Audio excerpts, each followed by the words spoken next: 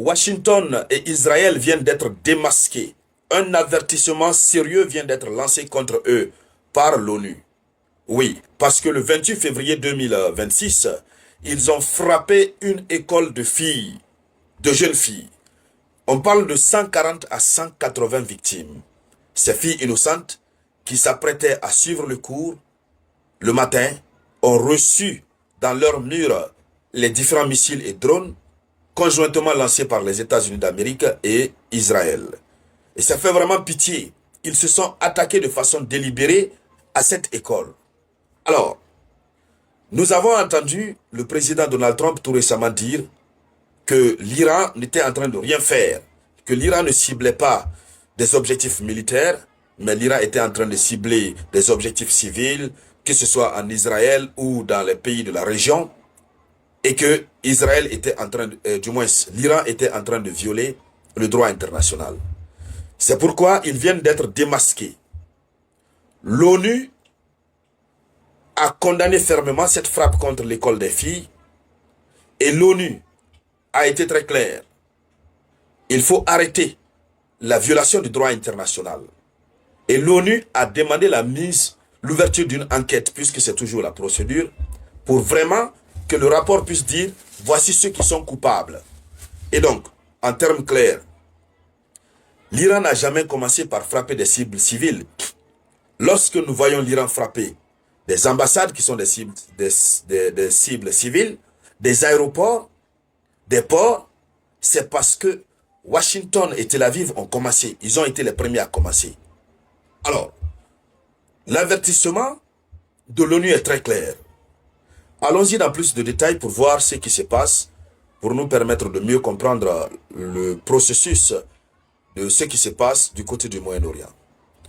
Il faut dire que c'était le 28 février et au niveau de l'école primaire féminine, Shajareh Tayyabeh Aminab, dans le sud de l'Iran, les attaques américano-israéliennes ont frappé proprement cette école juste au début des frappes. Figurez-vous, c'était le 28 février 2026. Alors, le missile a détruit une école pleine d'élèves, tuant une dizaine, principalement des filles âgées de 7 à 12 ans, avec des chiffres rapportés allant au moins 148 à près de 180 victimes et des dizaines de blessés. Donc, l'attaque a eu lieu en plein jour pendant que les cours devraient débuter et ce sont des structures scolaires civiles. Au moins si c'était des structures scolaires militaires, on pouvait comprendre.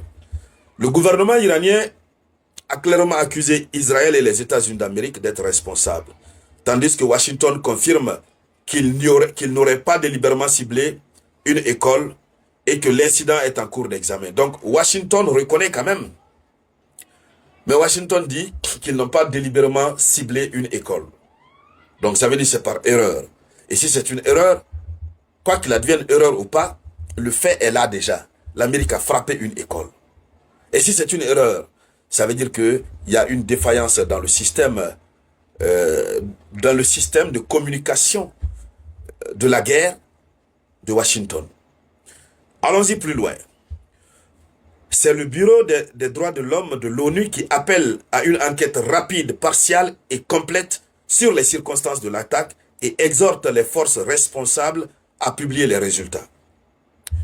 Des hauts responsables de l'ONU ont dénoncé l'incident comme un choc et ont signalé que frapper des civils et des écoles constitue une violation du droit international.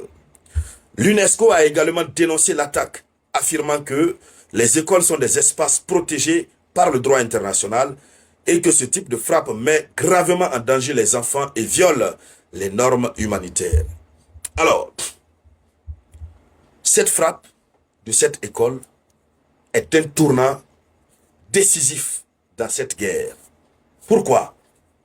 Parce que l'école qui était une école primaire des filles est sans caractère militaire identifié. Ce n'est pas un lieu militaire. Tout le monde sait que c'est une école. Donc, elle est située dans une zone civile au sud de Minab. Alors, le tournant vient à partir de quoi? Parce que c'est une rupture. des normes humanitaires, c'est une rupture, une violation du droit international. Donc, les agences internationales qui sont en train d'appeler clairement à la violation du droit international, ces agences sont en train de donner raison à l'Iran. Sur la base de ce qu'ils viennent de faire, l'Iran est choqué. L'Iran aussi va prendre son bâton de pèlerin. Puisque ce n'est pas l'Iran qui a été le premier à violer le droit international, et puisque même l'agression contre l'Iran constitue une violation du droit international, l'Iran aussi va se mettre dans le festival de la violation des règles du droit international. Et finalement, ça devient un slogan à la guerre comme à la guerre. Alors, l'UNESCO, l'agence de l'ONU qui est chargée de l'éducation, de la science et de la culture, qui a parlé de la violation grave des normes internationales, cela aggrave l'impact moral et juridique de l'incident. Ce n'est plus un simple incident. C'est une responsabilité historique que Washington et Israël sont en train de porter désormais. Même si le conflit venait à prendre fin, les responsables américains devraient être jugés et condamnés pour crimes de guerre. Puisqu'en période de guerre, les cibles civiles, il est interdit de les toucher. C'est pourquoi régulièrement, même du côté du conflit russo-ukrainien, on entendait régulièrement les Occidentaux dire que la Russie viole les règles du droit international. La Russie est un criminel de guerre. Le crime de guerre, c'est lorsqu'on viole les règles qui régissent le droit dans la guerre. Et le droit dans la guerre est contenu dans des conventions internationales consacrées sous l'égide des Nations Unies. Alors, c'est un tournant décisif. Parce que ce qu'ils ont fait pousse l'Iran à suivre le chemin. Et l'Iran est en train de suivre leur chemin. Et ça fait jaser, ça fait crier. Il faut donc dire, et l'ONU appelle à des enquêtes impartiales, puisque le haut commissaire aux droits de l'homme a réclamé une enquête rapide et impartiale sur les circonstances. Ça ne veut pas dire qu'ils ne connaissent pas. Mais comme c'est la procédure, il faut un acte qui émane d'un service, d'un organisme bien spécifique, bien dédié à cet effet, qui dit que voici tel ou tel qui sont responsables. À partir de là, des actions en justice peuvent être engagées contre ces responsables.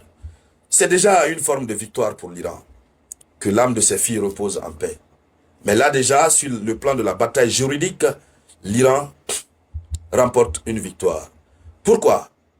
Parce qu'au-delà même de la bataille juridique, il y a une pression diplomatique mondiale qui est en train de s'exercer sur Washington et Israël. Puisque les réactions des Nations Unies, à ces réactions s'ajoutent des condamnations internationales plus larges de l'escalade du conflit, exigeant la protection des civils, des infrastructures civiles et plus particulièrement des femmes et des enfants. Et donc, c'est une mise en garde de l'ONU contre la détérioration généralisée, contre les manières de mener la guerre par le duo Washington-Israël. Alors, dames et messieurs, voici pour vous la une de l'actualité internationale.